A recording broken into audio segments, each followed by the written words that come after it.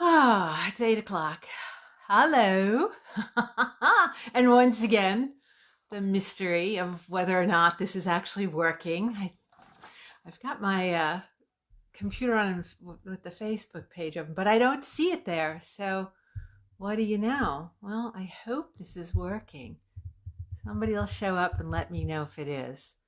There? No, not there. I don't know. Maybe it's under event. Anyway, let's see. I don't see it. Oh, there's a person, so that means it's working. That's good. All right, so I'm going to just shut this and hi and try one more time. Thank you for your patience. Hang on. Oh, people are coming in. That's good. The problem is what happens.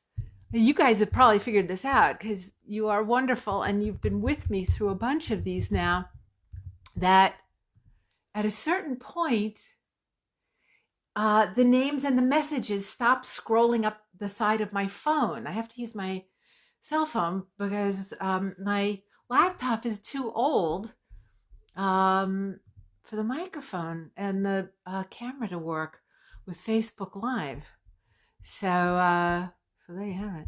Well, there's a little bit of something there on the page. Anyway, so enough of that. So what this tells me is, at least at the very beginning, I now know I am live. Thank heavens, pandemic, and that you're, hey there, Shamai from Saudi Arabia. Heavens, my goodness. Very brave and welcome. Wonderful to have you here. Elizabeth de Brunswick, bonjour de Montreal, bonjour, comment ça va? Ça va bien, I hope. Ann Arbor, Michigan, it's tough there. Peter McGowan, very Italian name, from Italy. Oh, I'm going to have to tone it down a little. I'm just so happy to be with you all.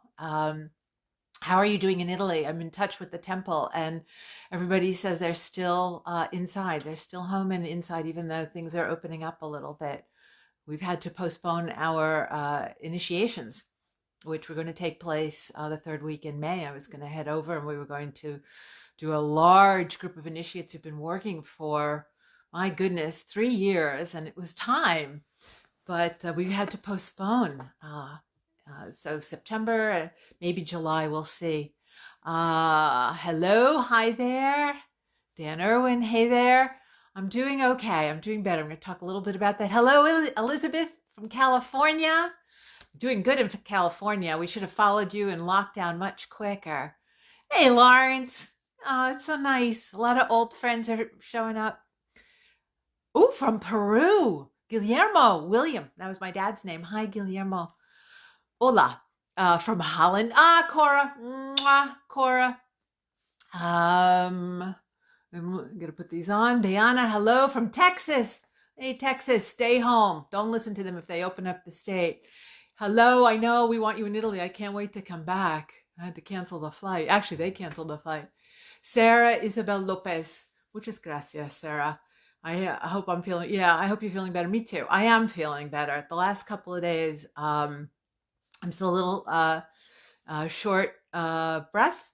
So I'm all excited to be with you. So I'm all up, but I'm still a little short of breath, but I'm way better.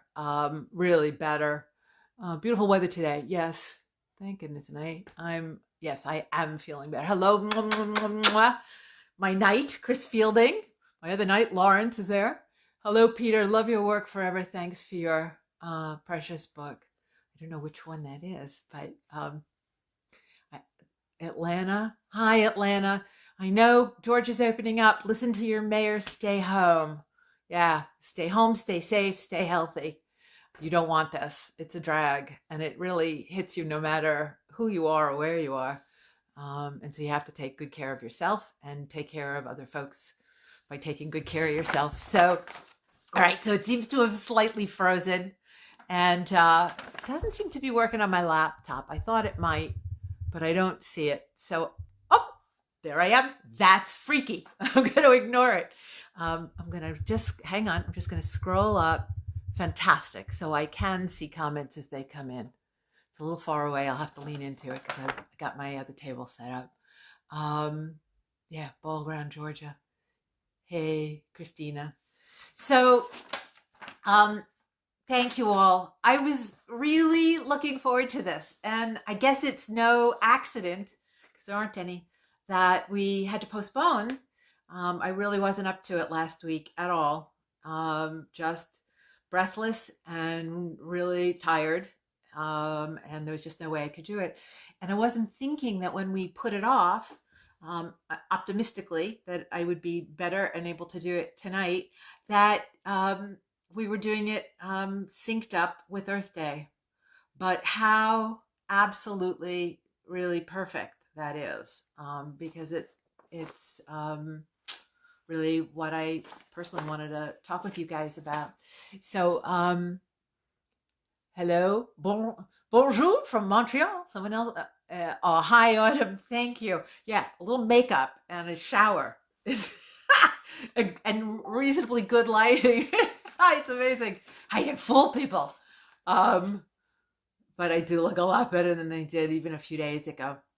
So, yeah, we've been in lockdown for 5 weeks, and I figured that we had escaped it, that we were okay. But a couple of dear friends of ours tested positive and were really sick. Okay now, thank goodness. No hospitals, recovered. But we had spent a lot of time with them. I was in Manhattan. Hey, Emily. Mwah, mwah, mwah. I was in Manhattan during the first week in March. I was all over. I'm out here on the east end of Long Island, and we foolishly thought that we were safe. Like we were out in the country. We're out in farm country, and so we're good. Nothing's going to affect us. We're fine, or at least by the time it gets out here, we're going to be safely in our houses. And yeah, so we were in our house and safe, and sick. It started as a cold, different symptoms. I had like a head cold, lasted for a week, and then boom, it landed in my chest, and it was rough.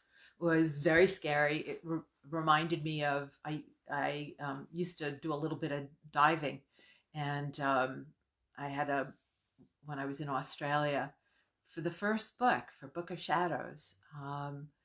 I took some extra time because I really wanted to see Australia, and I visited the sacred sites and made my offerings, went to Uluru first, and then was able to go diving out on the Great Barrier Reef, which I feel really privileged to have done. My dear friend Fiona Horn is a major diver. She could talk to you about it a lot more wisely than I could, because I just had my toe in the water, as it were. Anyway, I wasn't too far deep, which was a good thing. And it was the most glorious, gorgeous, amazing.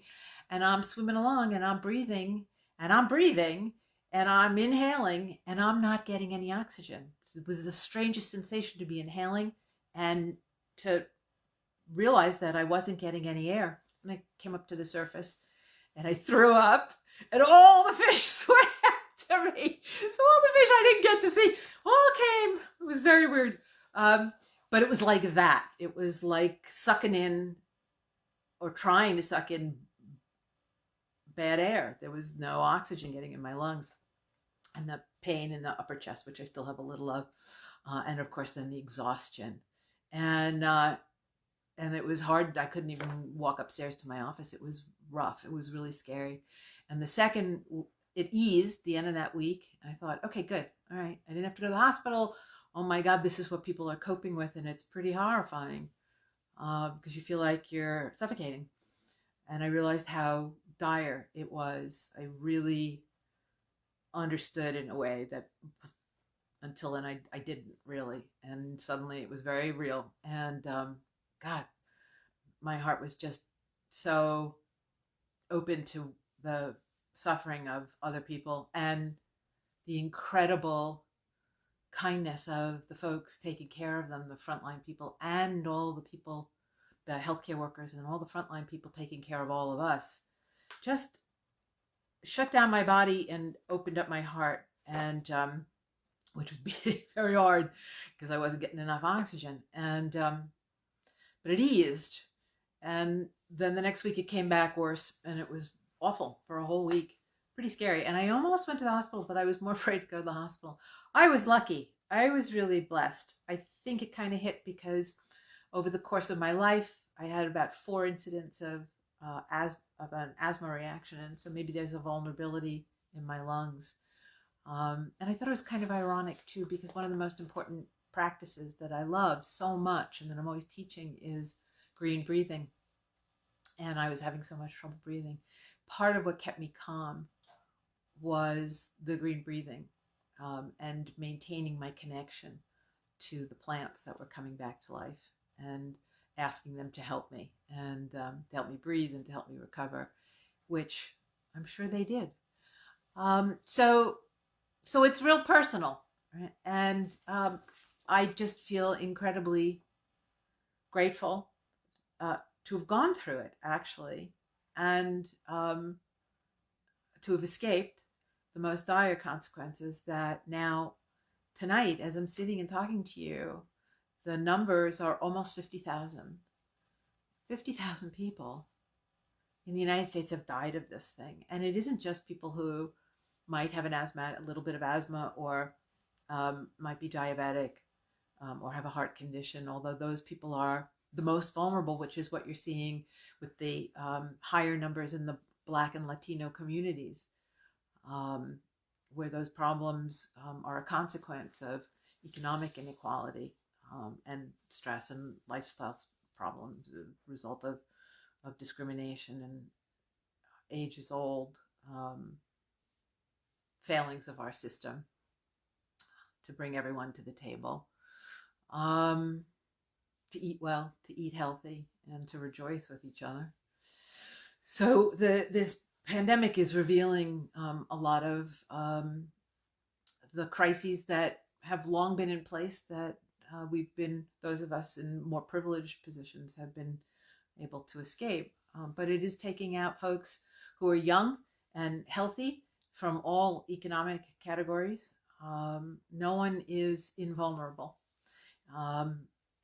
Skylar Herbert, 5 years old, most exquisite little girl. Her parents are both frontline workers in Detroit, and 5 years old, and she just died this weekend. So it doesn't matter how old you are, and it doesn't matter what color your skin is, although it does matter because the odds are worse. But we're all vulnerable.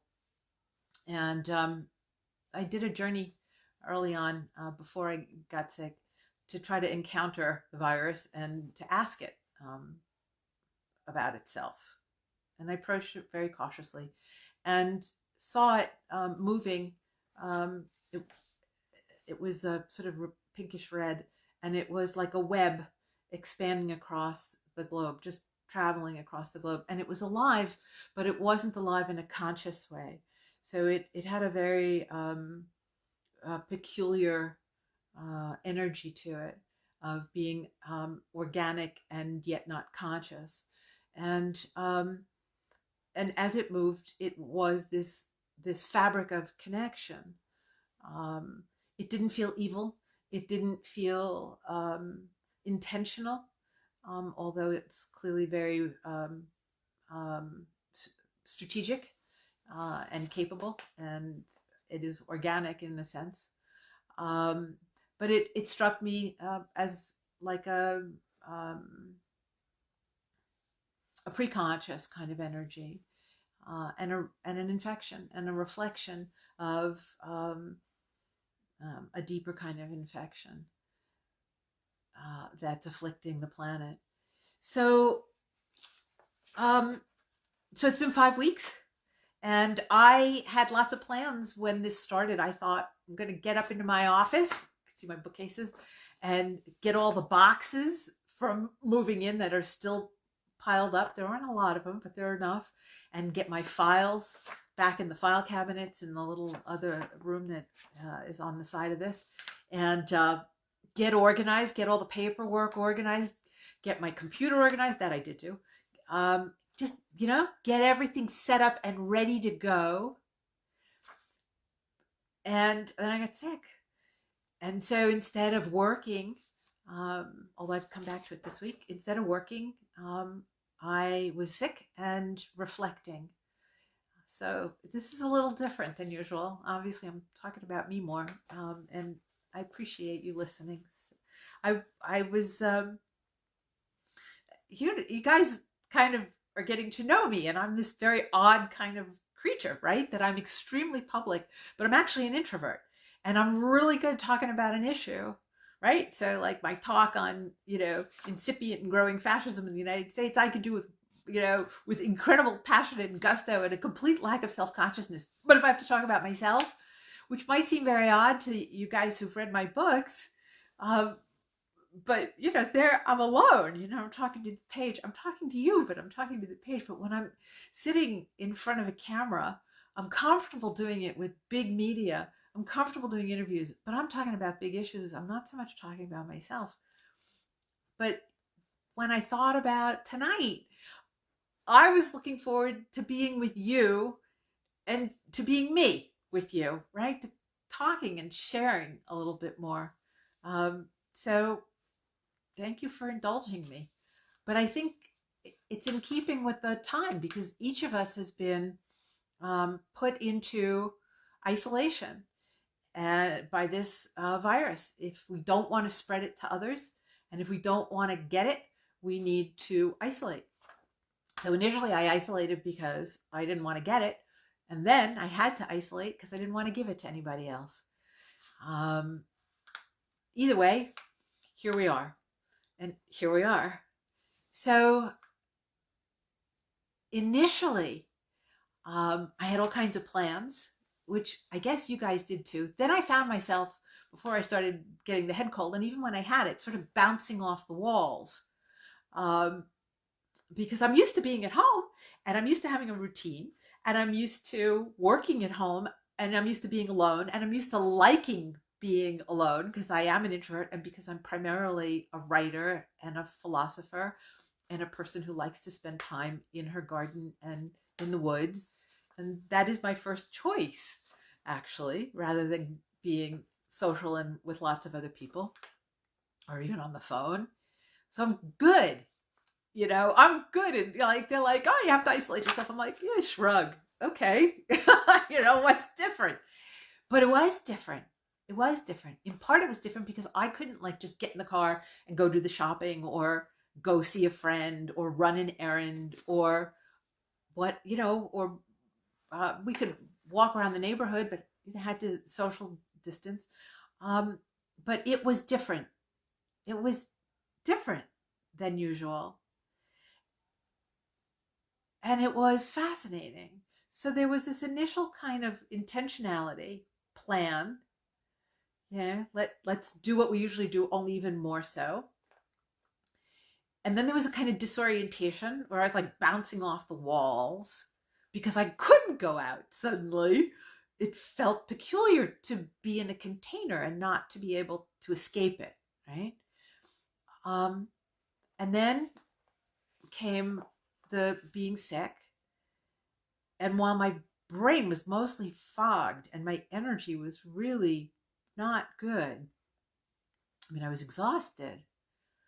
But just walking from one end of the house to the other things started to come up. There was certainly a fear of dying, heart pounding, can't get enough air.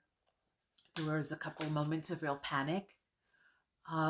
There was incredible gratitude that I was alive, that I wasn't on a ventilator, that I didn't need to be on a ventilator.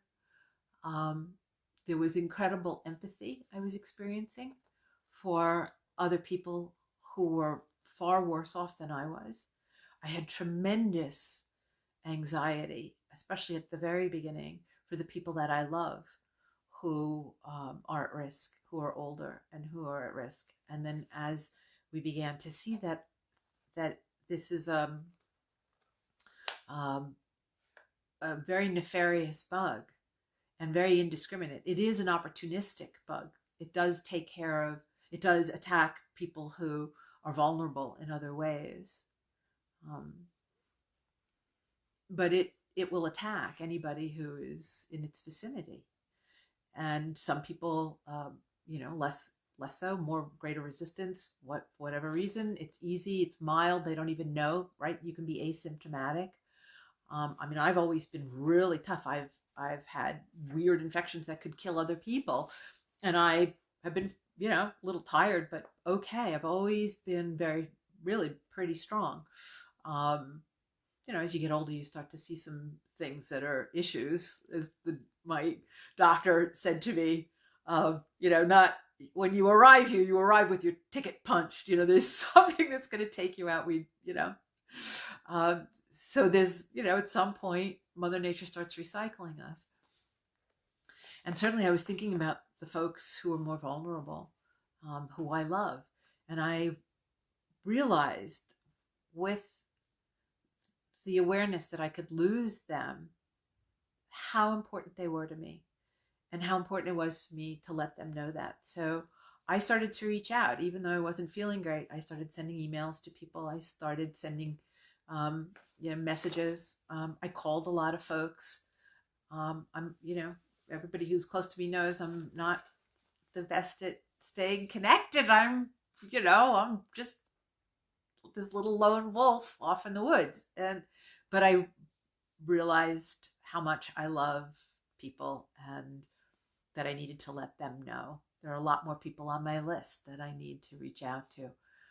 And I realized how heartbroken I would be to lose them, and how heartbroken the people who are even closer to all of them would be. And every night, there's another story of somebody else dying, of thousands of people dying every night. In New York, the numbers have dropped, but they're still horrifying. It's like 450, I think, today. And you can't help but wonder if it'll be you if you get sick, and you can't help but wonder if it could be the people that you love. And somehow, in hearing about the people who are lost, it's almost as if one knew them. I mean, obviously you don't, it's a stranger, and yet when their face appears on the screen and you hear about who they were and the people who loved them and why they were remarkable, it is in that moment as if you knew them, as if they were a friend or a member of your own family. That's how acute that grief is, and that's how sensitized I think many of us are becoming to how connected we are. And a lot of the people who are passing are elders in nursing homes, but they're also the people on the front line.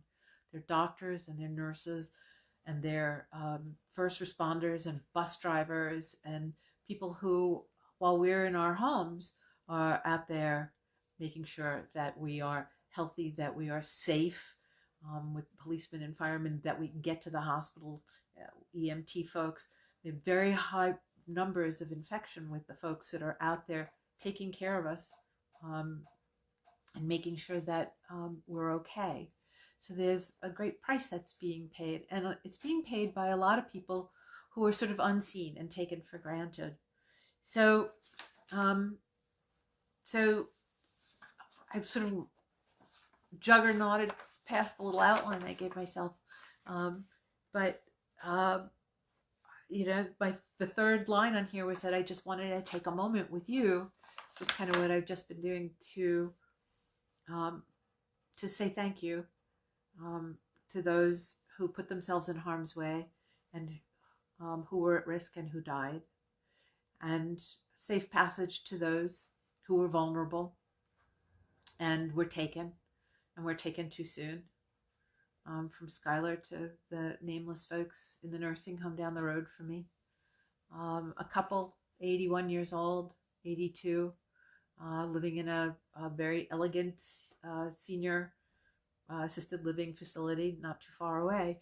The first death out here was in that facility. And last week, a couple died within 1 day of each other. Um,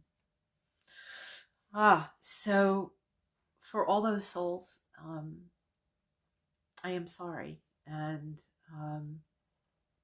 I hope that the passage wasn't painful and that your spirit is crossing over in peace.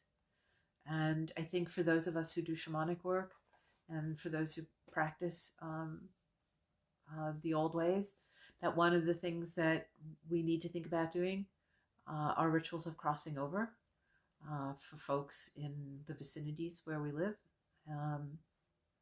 and perhaps a greater practice. So that sort of anticipates the final question that I asked people to reflect on, which is how do we, work together individually and together collectively to be of assistance? What kind of magic do we want to make? And I think part of our responsibility is going to be that, because it's one of the skill sets that we have and that I think we need to use. So the first thing was to take that moment and to honor the spirits of those who've crossed and those who are going to cross. And for us to think forward about what we can do to help and how we can use our spiritual practices and our techniques and the love in our hearts and the sense of connection that we have to others to help them at this really brutal time. And I want to just take a moment, which I know all of you share, to say thank you. There are members of our community who are nurses and police and fire and on the front lines and first responders and in the military, and you're the ones who put yourselves on the line for the rest of us. And so thank you, and be safe and rest and wear a mask and let us know what you need so that we can provide help and support. If it's a meal, let us know. I asked to see if I could get into the local hospital to sit with people who are dying. I can't. Other members of other faith leaders of faith traditions, the Catholic priests in the area can't get in to give last rites. It's one of the real tragedies that we're unable to be present with other people. I couldn't do it when I was sick, but presumably I could do it now, but they're not letting anybody in. Maybe that's something that we might be able to work on if there's a second wave of this, that we would be able to go and to provide comfort and just to be with people when they're passing, or to be with them when they're recovering, and to be a bridge for families. So,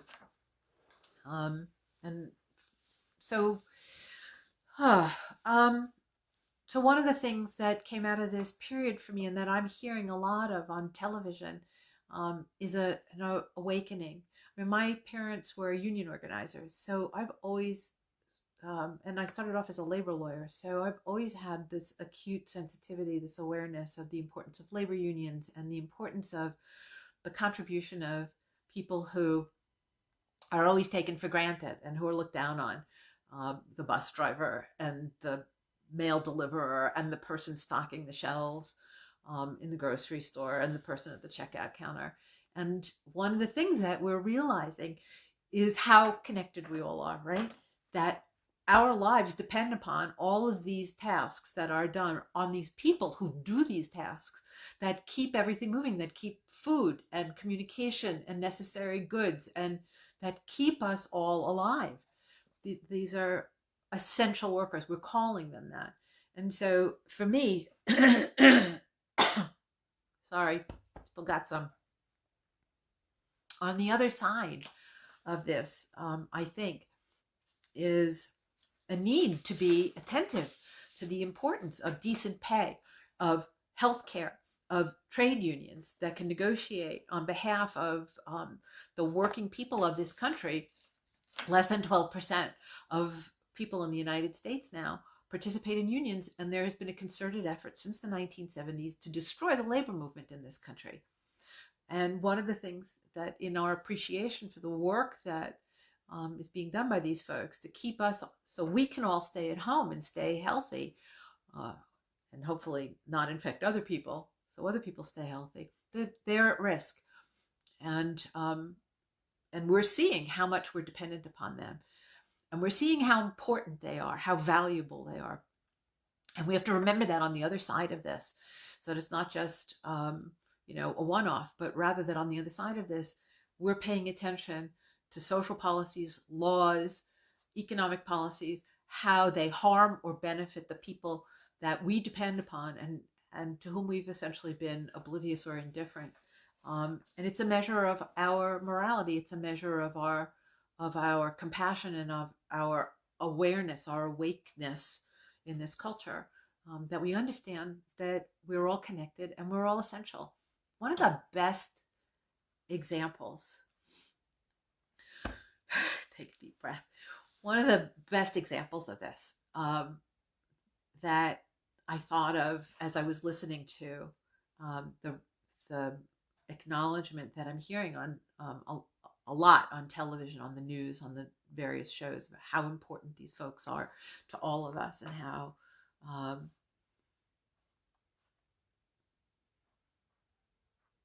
our lives depend upon them.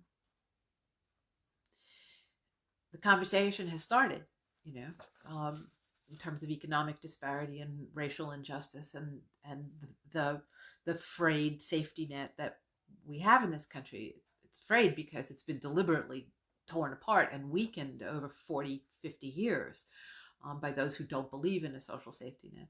The lack of medical care, the failure to open up Obamacare at this crucial time so that people who are now losing their jobs can be sure that they have health coverage. I mean, the amorality versus the morality is becoming more and more stark, and we're becoming more and more aware of our responsibility to other people upon whom our welfare, our well-being depends. So there's a lot of talk about restarting, and this talk, right, it was called Emerging from the Dream. And the idea was like, what does it mean to emerge from this period, this 5 weeks or 8 weeks or 6 weeks or whatever it is, this prolonged period of isolation, of removal from the normal social contact, and what we do on the other side, to no small measure, I think, depends on what we've done in the midst of this period, right? And so my thinking was that this was a really good opportunity to talk about how we use this period of enforced isolation for reflection and for transformation. And I see that it's already happening when I look out into the world to see what's happening on social media. I'm not looking at Fox, although I've gone a few times to see what's happening there. And what's happening there is a whole conversation unto itself, but is very, very distressing. And you see this movement, let's go back to work, and who cares, if 50,000 people die, well, then that's just what it is. We can't destroy our economy. The question of opening up is important and necessary, and people need to go back to work. And there are people who, we knew before this that, right, the average American has less than $400. So there are people who are truly suffering financially. It's a precarious and dangerous period. And I don't want to get too much into the particulars.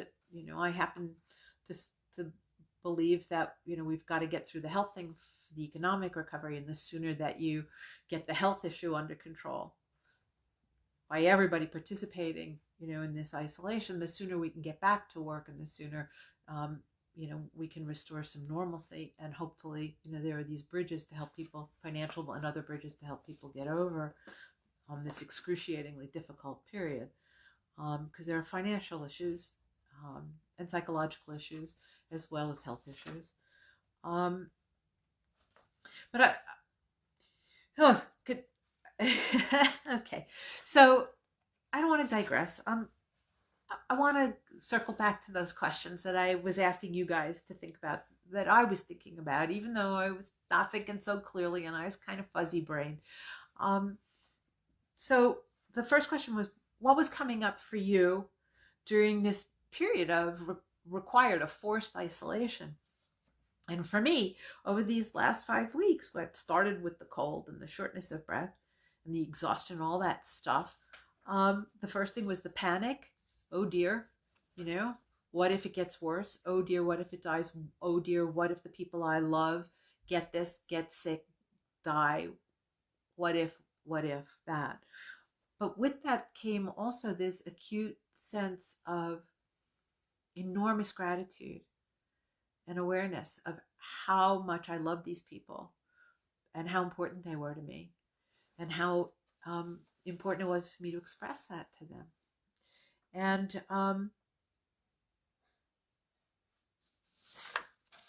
after the panic came that sense of what was really important and the gratitude that I felt um, for them, the gratitude that I felt that I was still alive, that I was okay, the gratitude that I felt that they were all still okay. Um, and so then I went to that next question of, I had the privilege of being able to go to that next question of, what was it that was asking to be seen inside of me, right? Because I was basically alone with myself, right? And what was it? After the anxiety, after that sense of panic, and it eased, um, and the sense of love and gratitude, what was asking to be seen? So I acknowledged the panic and the anxiety, and I acknowledged the love that I was feeling, and I was attempting to express that and share that, and the tremendous gratitude for making it through and for other people, um, and how grateful I was for every day of life that I still had. Um, and what began to emerge was this deep desire to heal myself, to help other people. I wanted to be able to go to the hospital to sit with people who were not well, and especially to sit with people who were dying, because I kept hearing how hard that was for the nurses who were doing the most extraordinary, unbelievably compassionate, kind things in the midst of the exhaustion and the stress of everything else, to try to be present with people, and how hard it was for them that these patients weren't making it and weren't able to be with ones they loved. And all I wanted to do was to go and do that so that they didn't have to.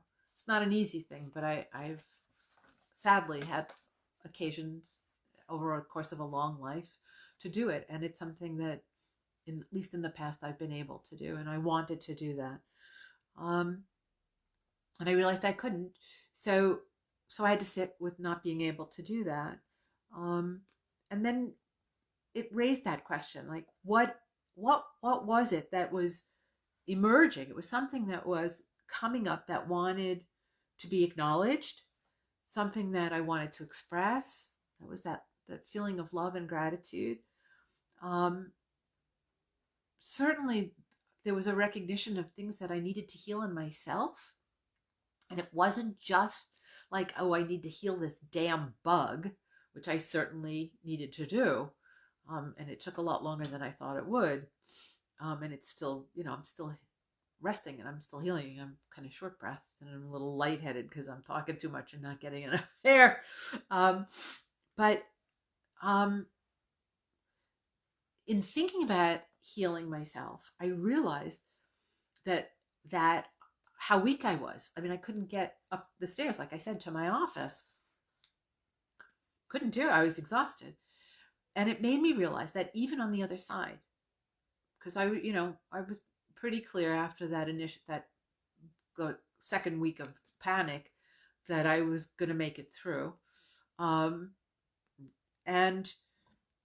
I realized that on the other side of this, I needed to honor my body. I needed to honor what I say. that spirit and body are one, and that I needed to be more than a body carrying a big brain around, that I needed to be in my body and I needed to take care of my body. I needed to eat better. I needed to exercise. I've always been skinny, so I never really bothered. And I never had much testosterone. And so I never was able to build muscle when I would try to work out. But I realized that I needed to. I needed to do yoga. I needed to do more walking, more bicycling. I needed to, for the duration of the time I have in this body, I need to occupy it. I need to honor it. I need to take care of it. I need to exercise it, give it proper food. I take it outdoors a lot. I take it. I go outdoors a lot, every day, regardless of what the weather is. I'm out. And even when I was sick, every day I was outside doing my circle, making my offering, feeding my birds, touching my tree, and being present. But I need to do more. And that came forward really strongly for me. And I was aware, there was a rise of my old shadow of self-doubt, my unfinished self, that needed healing, that needed more healing, that even though I thought, I'm back to work and just got nominated for another honor. Ow. Kindred Spirit, wonderful magazine. It's the Mind, Body, Spirit folks in England, and they've always been very kind and supportive of me. And out of the blue, at the end of last week, I got an email saying that I'd been nominated. I'm in very esteemed company, about 4 or 5 other people, I think all men, as Personality of the Year. Ow, for 2020, which actually was not about being a personality. It's about being a person who'd made a contribution to the Mind, Body, Spirit community and that realm. And I was really honored, because it sort of came out of the blue, because, I've only just come back to work, and I'm barely visible on social media. I know I'm supposed to make it bigger, but it's not my thing, right? So I didn't feel that I have been back long enough to be visible enough and have an impact enough. So that was a surprise and really nice, and sort of answered that little bit of me that's still, 6, 9, 13 years old, that's still so unsure of herself and still a kid. And that's what happens when you don't have kids. And that part of me, I guess, will probably always be a part of me, but needs love, needs healing, needs validation, needs to be seen. What's coming up for you needs to be seen. So that's me. And I realized that in reflecting on it, that one of the ways that I heal myself is with my work. That the process of working, of doing this with you, which I guess was one reason I was really looking forward to it, was to do this, which I don't do. So I'm doing this as part of my healing process, to be seen by you, to be really present with you, and to hope I'm not boring you. That I realized, because I wasn't working, mostly because I was sick. We literally, I just finished the text for the Witch's Wisdom Tarot and had sent it in just as this was happening. Made that deadline, in it went. So I had this window open up to take a break, and the plan was not to spend it in the midst of a pandemic, right? But there I was, and I recognized that work wasn't a way of avoiding self-doubt. It was a way of healing it. It was a way not of isolating myself, but of connecting with others, with you guys. It's my way of healing the part of myself that is unsure and insecure, and tends to isolate. And it is also my way of hoping that I can help others heal themselves. It is the moment in which I open up to something greater than myself, and I serve something greater than myself. And in doing that, um, the healing that takes place is that I become greater than the 6-year-old girl, the 9-year-old, the 13-year-old who's scared of the world and insecure and afraid, that she's going to be mocked or made fun of or abandoned, or the things that you carry from childhood, the things that I carry from the events of my childhood. And in that working, um, there's a remarkable thing that happens for me. It's always difficult at the beginning when you're writing and you're looking at a blank screen, and where do you start? And there's an inertia, and that doubt sort of presses, and I push past it with a certain measure of professional discipline as a writer and a speaker and a teacher and a thinker and a philosopher. And I bring a certain measure of discipline in order to push past that initial wound and inertia. And then something opens in me. My heart opens, my spirit opens, and I reconnect to this greater whole that I'm a little part of. And I serve that.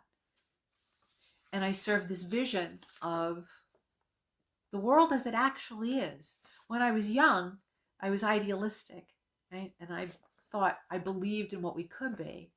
And as I've grown older, and I've grown kind of disillusioned about who we are and how dreadfully we behave, at the same time, I'm no longer idealistic. I think I'm realistic, because I have learned over 40 years to take off the blindfold and to see that the beauty and the wisdom and the magic and the divinity of the world that I'm living in. And that vision, pardon me, that vision speaks to me, right? That perception gets very clear when I start to work. That truth telling becomes the thing that I am devoted to. It's my devotion, and it becomes my work. And in that, I heal, and I serve something greater than myself, and myself becomes greater through that process. And interestingly enough, just as I was starting to feel better and thinking about these questions, in came that email from Kindred Spirit. And I started to feel I was healing and feeling better. And on Monday, the proofs arrived for the text, the last edit, the very last refinement. And of course, now I'm reading it and thinking, oh my gosh, I want to change this paragraph and move and make this perfect. And I need another month, and then it'll all be fabulous. It won't be so uneven. And I went to work on it, and I got all the edits done. Just one little tinker left to do. You can't make big edits when you're doing proof editing. It's little, but they're important. And interestingly enough, I was feeling better. My work made me feel better. I'm feeling better, so I'm working better. And it's all like, tomorrow I will finish up, and I will type a personality. I will get it in before the Monday deadline. They gave me a week to do this. When they heard I wasn't well, that I was dealing with this bug, they said, take your time, but it's done. And I feel better. And I feel better because I went back to the work that we did for over a year. And there was this vision of the world as the world presented itself to me and to Danielle Barlow, the artist that I created this deck, the Witch's Wisdom Tarot. We journeyed for every card, and we asked what we needed to know, what we needed to show. That was her job, was what needed to be shown, and what needed to be known. And that was my job, what needed to be articulated and written down. And there I was reading through the whole thing again. And there are certain themes, the principles, which are the subject for the next book that I'm going to start working on in about a month. And they repeat. There's a certain repetition in the cards where the voice spoke and the wisdom was shared, and it was, and show it here and show it here. These great principles of how life is organized, and created and sustained, of how everything is interconnected and how everything is interdependent. And if there was anything that I have reflected on through this dark dream, this nightmare time, I think it has been that. And that is one of the ironies of this pandemic, is that this RNA, this strange, organic but not fully alive energy, this web that has connected us all, has shown us how interdependent we all are, how profoundly interdependent we all are. What I do here can affect any one of you out there, potentially. That what my choices could mean the difference between life and death for you. And interestingly enough, right? So the next question was, what does your world look like on the other side of the COVID-19 fever dream? To me, that world is actually, I hope, wounded, but more healed. My own and the world in which I am a part of. That the world should look like more of what it was before we humans wounded it. When I asked myself that question, that was the answer. What does your world look like on the other side of the COVID-19 fever dream? My world is not my world. This is my world, but my world takes on its fullest meaning when I am open to the world that I'm living in, to you, right? To my role, my relationship to you, to my role and my relationship to Mother Earth, to the greater world in which I live. And so the answer to that question for me was similar to the answer that I got for how would you like the world to change? The way in which I want the world to change is for us to change. I want us to change and to heal so that the world can heal.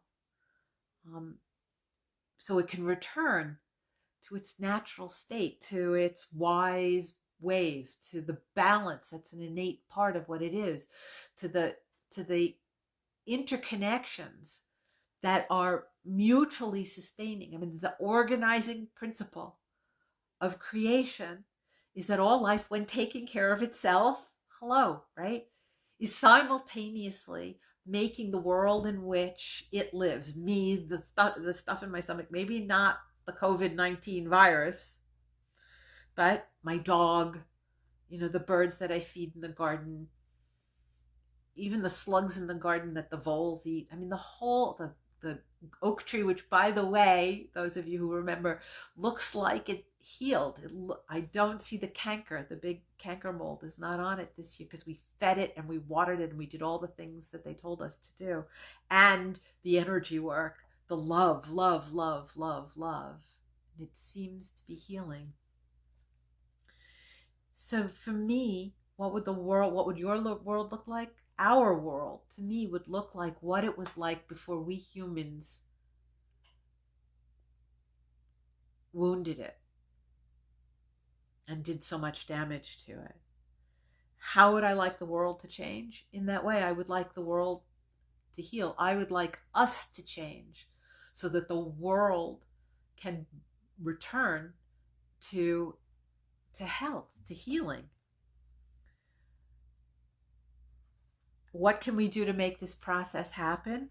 We have to heal ourselves. We have to take off our blindfolds. We have to see the truth of where we live and learn how we're supposed to live, honoring our connections and that interdependence, the mutuality of support that is the way in which life is organized, that we're participating in it actively, graciously, beautifully, harmoniously, peacefully, with gratitude, taking no more than what we need and giving back in kind. We do that, and there's always enough for everyone. And the last question was, what kind of magic can we make to bring ourselves and our world into harmony with the wisdom and the divinity of creation? And I think that was the magic of the timing of this. Yesterday was Earth Day. I mean, every day should be Earth Day, but yesterday is pay attention, to Mother Earth. And there were snippets on television on and off all day. I only caught a few, but the ones that I caught were pure, utter life-inspiring, heart-opening, mind-blowing, optimism generating. And I know we're just going to go back to the same old, but some of us won't, right? Some of us will be awakened, right? We will wake from the dream and we will remember. And that wonderful line, I used it in Book of Shadows, which I don't have time to pull out now, but and what would it mean if when we awoke from a dream of a rose, we found it in our hands? So what if we awoke from this dream to see the world as it actually is? And yesterday, people were paying attention with their cameras and showing us the world as it actually is. As we withdrew from the world, the natural world had room to breathe, to grow, to move, to heal. So there was footage of fish and jellyfish swimming in the canals of Venice. Hasn't been since forever. You could see the Himalaya mountains because the pollution had cleared. You could see the Eiffel Tower because the pollution in all of the cities has cleared. You could see them, for me, incredibly moving. It was, for me, what is the magic that we make? The world is full of magic. Nature makes the best magic. And there was nature making her magic. And for me, it was a profound synchronicity because there was this image of these sea turtles going across the sand, having laid their eggs. And one of my favorite cards in the Witch's Wisdom Tarot was the journey that I took, and Danielle saw similar thing, of baby turtles being hatched out of their eggs and scuttling across the sand into the water on a moonlit night. And there were the sea turtles, and they were back, and they were laying their eggs, which they haven't been doing, but they're doing now. Because we stopped. Because we withdrew. Because we have taken over the entire planet, and we're destroying it with our overpopulation and our pollution, right? And our decimation. And we've stopped. Not the whole planet, but a lot of it. And in that space that was created by our withdrawal, nature has come forward and immediately started to heal, the air to get clean, the waters to clean, the animals to do what animals do, their natural processes coming back, their instincts, bringing them back into life-generating cycles. There were goats taking over a town, little tiny town in Wales. There were coyotes in the streets of Las Vegas and Los Angeles. I mean, it was gorgeous. It was perfect. It was full of life. It was Mother Earth healing. And it was Mother Earth practicing one of her greatest magics, which is the magic of rebirth. So what is the magic that we can make to bring ourselves and the world back into harmony? It's gratitude, it's offerings, it's learning to live in harmony with nature, because when we do, we're living in harmony with the divine. For me, magic is what happens when our hearts open and the divine flows organically, like those turtles, just doing what they do. When our hearts open, when we're quiet, when we stop, right? When we stop the noise of this mad civilization that we've created, the noise inside of our heads, the noise of participating in this giant machine. When we stop, when we become quiet, when the world becomes still, when we look to Mother Nature, she shows us everything we need. It's already inside of us, and we begin to recognize it. And we see it in the world around us, and it reflects these parts of ourselves back to us that have been missing for so long. And we start to heal. We start to become whole. And magic is what happens when that energy flows into us, and it changes us, and it heals us, and it makes us whole. And then we work with it, and we shape it, whether it's ritual, right? Or a spell, or a potion, or an offering, or a chant, or a vision, or a tarot deck, or an hour together, or the next book, or whatever inspires you, however you want to make your magic, how you give shape and form to that blessing energy, that life force that is ours for as long as we're able to stay healthy and to be here, how we then offer it out to the world. This is the time that we've been given to heal that separation from Mother Earth, and for her to heal. And as she heals, we have an opportunity to heal. So my hope, my prayer, my desire, my magic for the other side of this is that we should see clearly how beautiful the earth is when she is allowed to create life, to nourish life, to sustain life, for life to do what life does.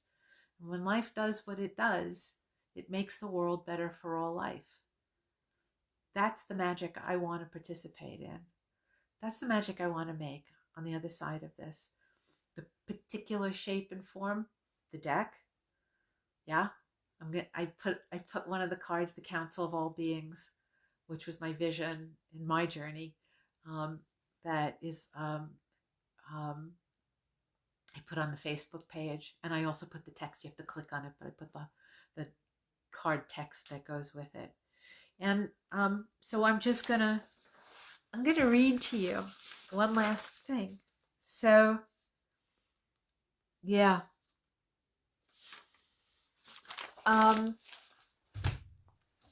This is one of the very first journeys that we took when we started this project.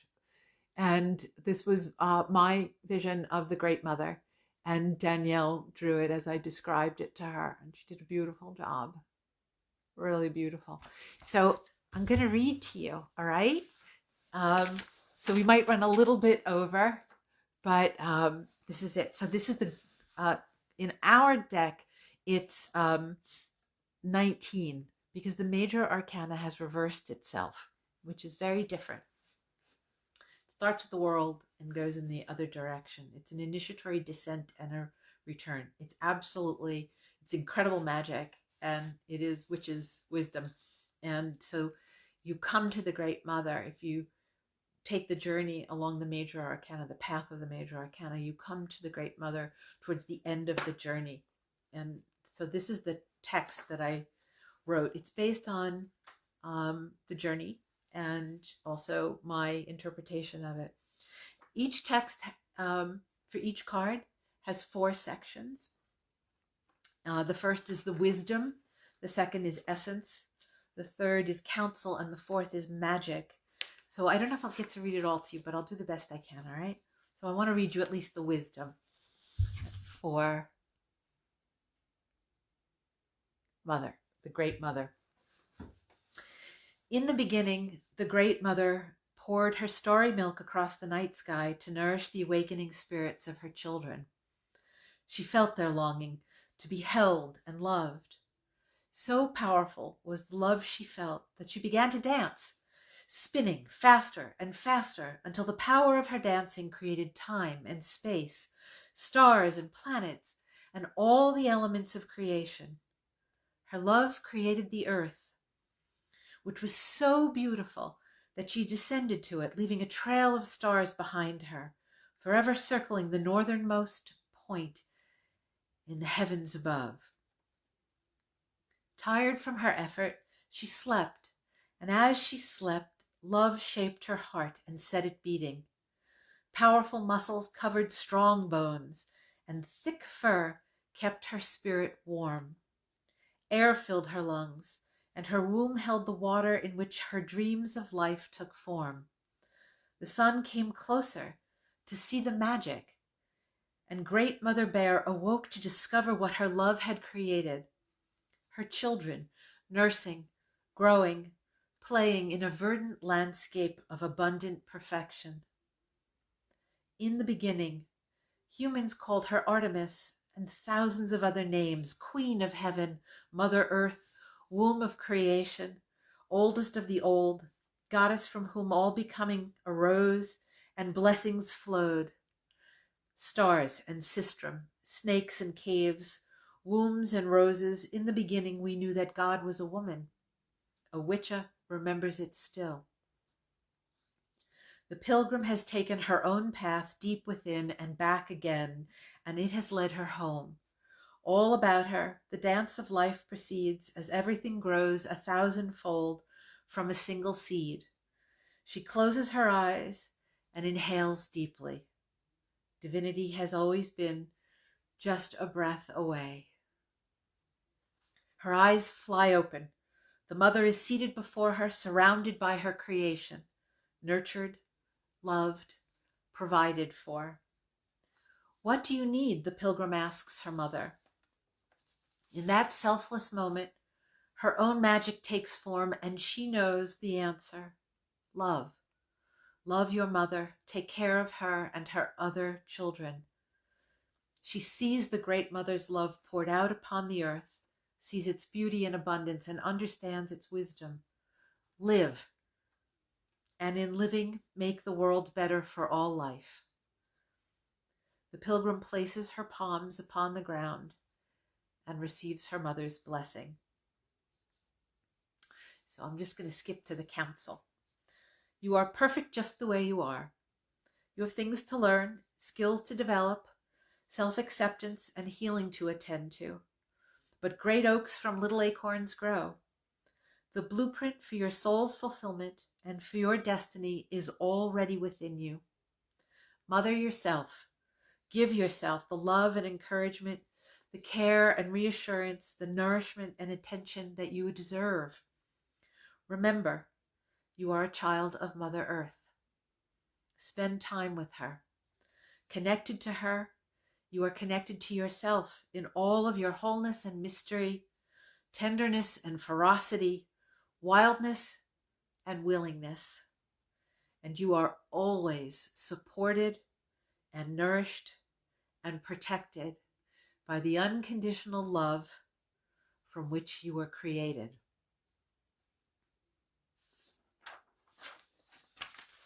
And then there's a magic, but I'll save that for another time. So, thank you. I wish I could see your faces, all of them. It would take up the whole screen. That would be okay. I want you all to be safe. I want you to stay home. I want you to be healthy. I want you to go out when you can, get fresh air, take a walk, spend time with your dog. I've been adopted by a cat that's on the front porch. I put a big fluffy blanket there, and I'm growing catnip. I put catnip and I put treats, and And in fact, there are 2 cats now, and my neighbor feeds them and I give them the good stuff. And Foxy sends her love. I'm so grateful for you. And you're the reason that I work. I hope I get to meet you all in person someday. And when we don't have social distancing, I'm going to get to hug you. But in the meantime, we're all connected. We're all in this together. When it's over, we're all connected and we're all in this together. And we're going to use this time to learn the things that we need to learn, to see the things that we need to see, to experience the blessings that we've been given, to express the gratitude that we have for the life that we have, and for all the connections with all the other children of the planet, for the frontline workers and the healthcare workers, and the amoeba, the healthy ones, the good ones, that help sustain us and keep us alive. And even for this crazy virus, which has its role in pushing us back, right? So that we do not become the unconscious, non-fully living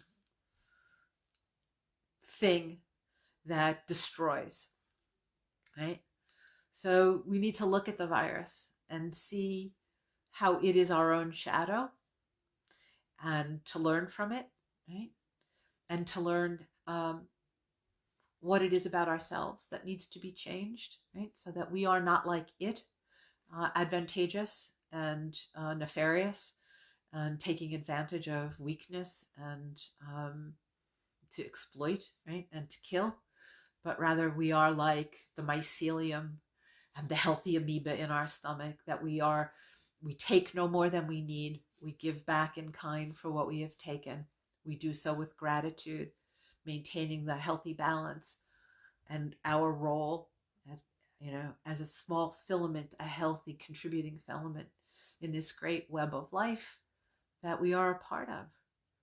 And knowing and assessing and thinking carefully about what we do and how we do it, asking ourselves, is the way in which we're living individually and collectively, are we contributing to the life of the planet? Are we making the world in which we live better, not just for ourselves, but for all of life? That's the magic. That's the magic of Mother Earth. That's the magic of creation. That's the magic we have to learn to make. That's the magic that I want to serve. And that's the magic we all serve. And we're going to help those of us who don't know to learn. So stay safe, stay home, stay safe, stay healthy, stay connected. We're all in this together. I love you like you wouldn't believe. I'm deeply grateful for all of you. And remember that a witch, once she or he has given her word, her promise, must keep it. And so I see you on the other side of the dream, and we'll make magic together. That's my promise. I love you. Thank you, everybody. Bye.